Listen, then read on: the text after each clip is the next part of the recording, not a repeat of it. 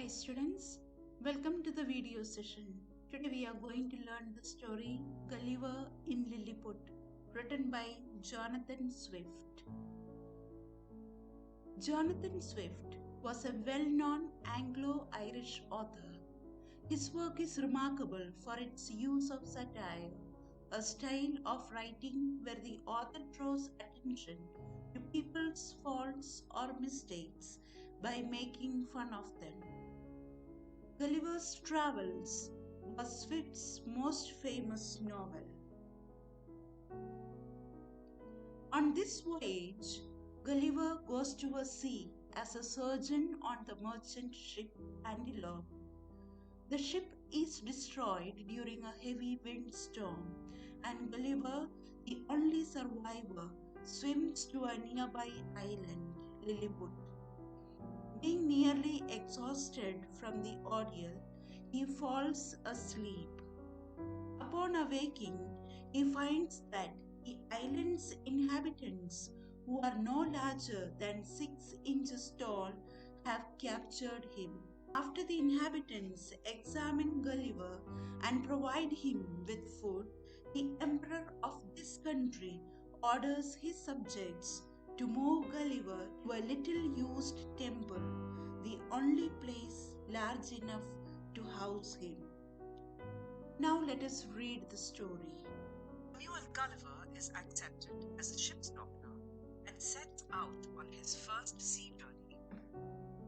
When the ship is caught and destroyed in a storm, Gulliver saves himself and swims to the nearest shore. He now finds himself in the strange land of Lilliput, or the land of little people. When I awoke, it was dawn. I tried to rise, but I was unable to move my body. What was wrong with me? I was lying on my back and could only look upwards. My arms and legs were firmly tied to the ground with ropes. Even my long, thick hair was tied down. I felt several thin straps across my body, from my armpits to my thighs. The sun began to grow hot, and the light hurt my eyes. I heard noises around me, but I could see nothing except the sky. Suddenly, I felt something moving up my left leg. It moved gently forward over my chest and came up almost to my chin. Then I saw the strangest of sights. It was a tiny human creature, about 6 inches high, with a bow and arrow in his hand and a quiver on his back. Another 40 of them came up my body. In utter astonishment, I roared out loud. It jumped back in fright. I was told later that some of them were hurt when they toppled from my body. However, they returned soon. One of them even dared to come up to my face.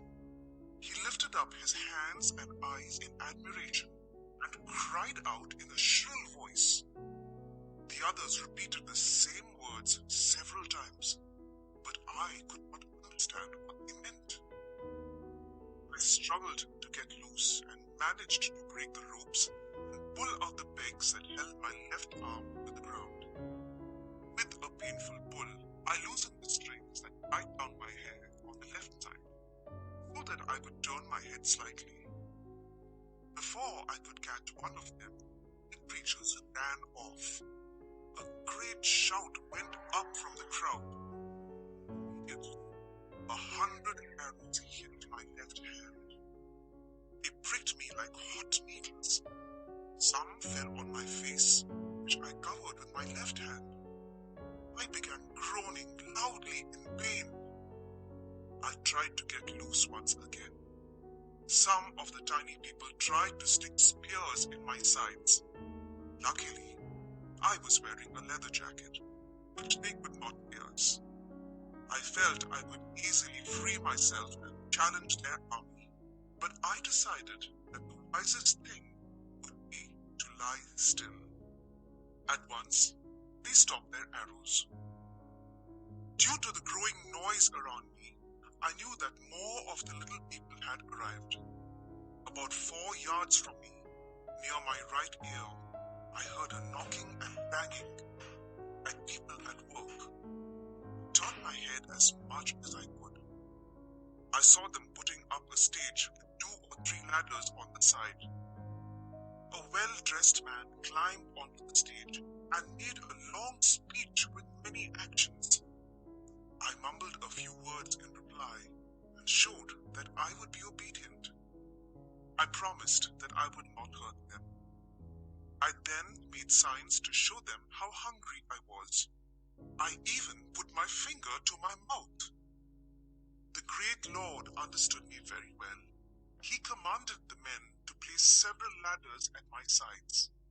100 tiny men mounted and walked towards my mouth, with baskets full of meat.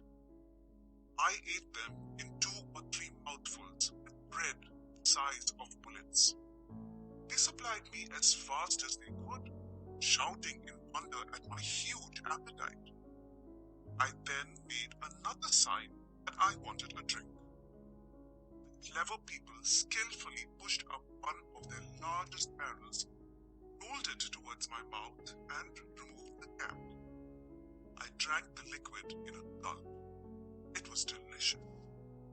They brought me a second barrel, which I drank in the same way. I made signs for more, but they had no more to give me. They were amazed at my appetite, and they danced upon my chest and shouted. These people had treated me so well. Surely I owed them some gratitude for their kindness. I also felt these tiny souls were very courageous. How bold they were to climb and walk upon my body.